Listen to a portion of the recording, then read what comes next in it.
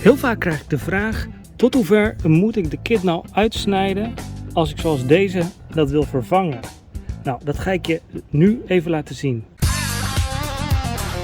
Schildersbedrijf Edens, de vakman voor uw woning.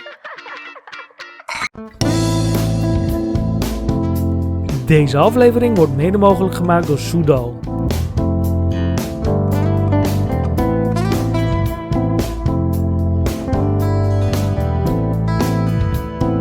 Soudal, de beste kitten voor de schilder.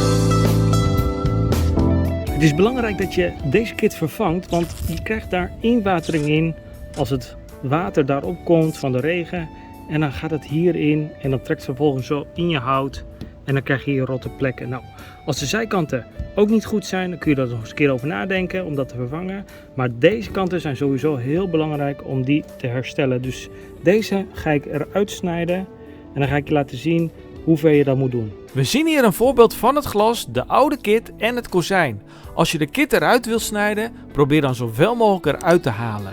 Maar in sommige gevallen kan dit best lastig zijn om het goed eruit te krijgen. En dan is het belangrijk dat je zoveel mogelijk langs het glas eruit kunt snijden. En dan mag de kit schuin naar het glas toe lopen, zoals je dat hier kunt zien. Verwijder met een mesje zoveel mogelijk oude kit en verf van het glas en dan kun je de nieuwe kit aanbrengen. Hier zie je in het groen dat de nieuwe kit is aangebracht. Deze mag recht lopen of een klein beetje met een opstaande randje langs het glas.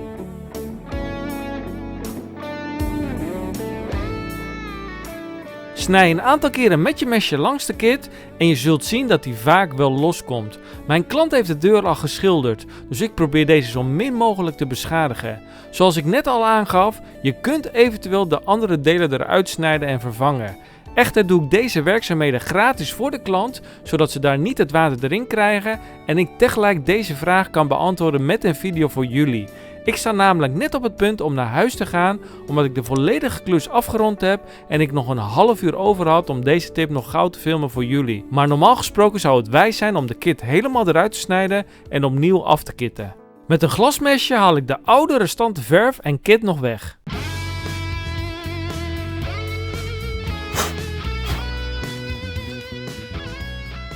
Je ziet dat de kit echt oud en niet meer elastisch is. Als je klaar bent kunnen we overstappen op het afkitten.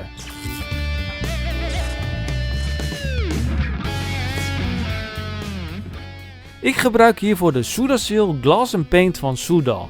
De meesten kennen de Glaskit TS van Soudal ook. De Glass & Paint gaat de Glaskit TS vervangen. De Glaskit TS is zeker nog een hele goede kit, alleen konden ze voor de Glaskit TS geen Como certificaat meer krijgen. Soudal moest een nieuwe variant maken en daarvoor is de Glass & Paint in de markt gekomen die nu wel een Como certificaat heeft. Heb jij nog wel een Glaskit TS liggen, dan kun je deze nog rustig gebruiken, want het blijft een hele sterke kit. Maar ik geef je dit mee, want als je de kit bij mij gaat bestellen en je hebt in een ander filmpje gezien dat ik daar de Glaskit TS gebruik, dan weet je nu dat je de Glass & Paint van mij opgestuurd krijgt.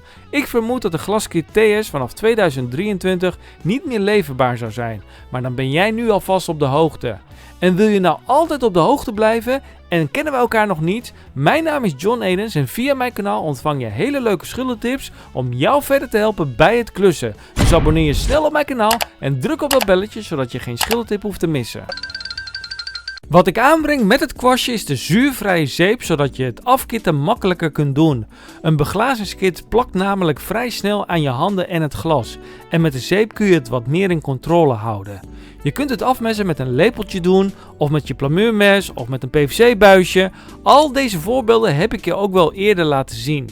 Alle materialen die je vandaag ziet en in andere filmpjes kun je via mij bestellen, zodat ik met dat geld weer nieuwe afleveringen kan maken om jou verder te helpen bij het klussen. Hieronder in de beschrijving vind je een video waar ik dat helemaal uitleg hoe je kunt bestellen. Dus bekijk de beschrijving van deze video en ik zie graag je bestelling binnenkomen. Met mijn glasmesje verwijder ik zoveel mogelijk restante kit, zodat je na het drogen van de kit zo min mogelijk werk eraan hebt. Vind je deze tips nou leuk en leer je daar veel van? Gun mij dan zoveel mogelijk duimpjes, want deze heb ik heel hard nodig. En alleen jullie kunnen mij daarbij helpen. Als de kit volledig droog is, kun je de dag erna nog deze schoonmaken met schoon water om de laatste zeepresten weg te halen en dan kun je de kit gronden en aflakken. Ik doe nu alvast met wat terpentine nog zoveel mogelijk resten en kit weghalen, zodat het nauwelijks opvalt dat het afgekit is. Let wel op, in sommige gevallen moet je geen beglazingskit gebruiken, maar dan moet je eigenlijk stopverf aanbrengen omdat de naad veel groter is. En dan is het handig dat je daarvoor een stopverfvervanger gebruikt. In het filmpje hiernaast leer ik je exact hoe je stopverfvervanger kunt toepassen en laat ik je stap voor stap zien hoe je een kapotte raam weer helemaal kunt schilderen. Dus klik het filmpje aan, want dan kun je meteen nog veel meer handige trucjes van mij leren. Geef mij nog een duimpje en laten we snel gaan naar het filmpje hiernaast. Adios!